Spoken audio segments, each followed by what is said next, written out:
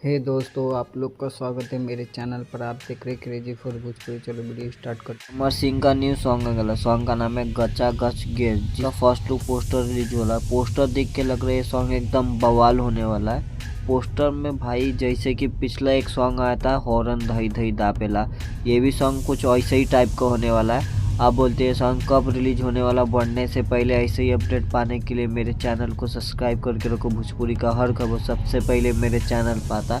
इसको गायले अमर सिंह और एक्ट्रेस नज़र आने वाला सोना सिंह, और इसको लिखे रवि यादव और म्यूजिक डायरेक्टर है राहुल यादव। आप बोलते हैं समर सिंह का ये सॉन्ग कब रिलीज होने वाला है? ये सॉन्ग कल सुबह DRJ रिकॉर्ड यूट्यूब चैनल पर रिलीज हो रही 7:15 पर। अब वीडियो अच्छा लगी तो लाइक करें, शेयर करें, सब्सक्राइब करें। मिलता है ना वीडियो में, धन्यवाद।